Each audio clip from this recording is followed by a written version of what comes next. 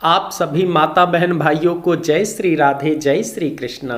आज हम कार्तिक महात्म्य के 14वें अध्याय को सुनेंगे। इससे पहले आप सभी मेरे साथ में बोलिए, हरे कृष्ण कृष्ण कृष्ण हरे हरे, हरे राम राम राम हरे हरे। आइए कार्तिक महात्म्य के 14वें अध्याय को सुनते हैं। नारद जी ने राजा पृथु से कहा, हे राजन, जलंधर को इस प्रकार धर्म पूर्वक राज्य करते हुए देख देवता क्षुब्ध हो गए। उन्होंने देवादिदेव शंकर जी का मन में स्मरण करना आरंभ किया। तब भक्तों की कामना पूर्ण करने वाले शंकर जी ने मुझको बुलाकर देव कार्य की इच्छा से वहां भेजा। शिवजी की आज्ञा से मैं देवपुरी गया। इंद्रादि सभी देवता व्याकुल हो शीघ्रता से उठकर मुझको उत्कंठा भरी दृष्टि से देखने लगे। अपने सब दुखों को कहकर उन्हें नष्ट करने की प्रार्थना करने लगे। हे राजन, मैंने उनकी प्रार्थना स्वीकार कर उन सभी देवताओं को कहा कि मैं सब जानता हूँ, इसलिए अब मैं दैत्यराज जलंधर के पास जा रहा हूँ। ऐसा कहकर मैं देवताओं को आश्वासित कर जलंधर की सभा में गया।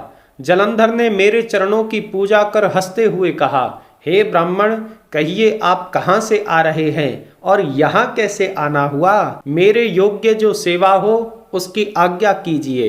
हे राजन, तब मैंने कहा, हे महाबुद्धिमान जलंधर, तुम धन्य हो। मैं स्वेच्छा से कैलाश पर्वत पर गया था, जहाँ 10,000 योजनों में कल्प वृक्ष का वन देखा। वहां मैंने सैकड़ों कामधेनुओं को विचरते हुए देखा तथा यह भी देखा कि वह चिंतामणि से प्रकाशित परम दिव्य अद्भुत और स्वर्णमयी हैं। मैंने वहां पार्वती के साथ शंकर जी को भी देखा, जो सर्वांग सुंदर गौर वर्ण त्रिनेत्र और मस्तक पर चंद्रमा धारण किए हुए हैं।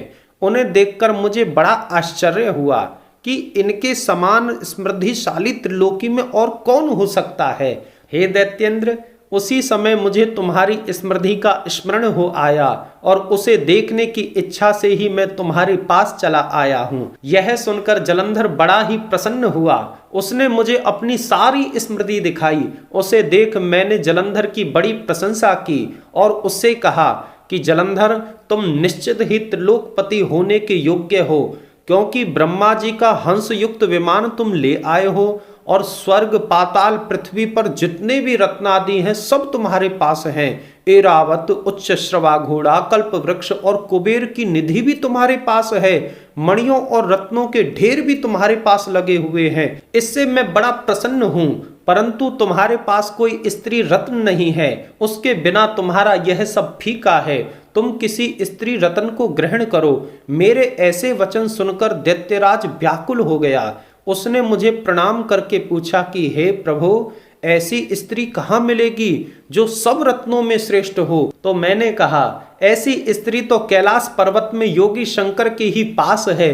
उनकी सर्वांग सुंदरी पत्नी देवी पार्वती बड़ी ही मनोहर है। उनके समान सुंदरी संसार में कोई नहीं है। उनके उस रत्न की उपमा तीनों लोक में कोई नहीं कर सकता। हे राजन, मैं इस दैत्य से ऐसा कहकर देव कार्य की इच्छा से आकाश मार्ग से सीधा चला आया। इतना कहकर के आज के 14वें अध्याय का समापन करते हैं। आप सभी मेरे साथ में बोलिए, हरे कृष्ण कृष्ण कृष्ण हरे हरे, हरे राम राम राम हरे हरे। पुनः आप सभी माता बहन भाइयों को जय श्री राधे, जय श्री कृष्ण।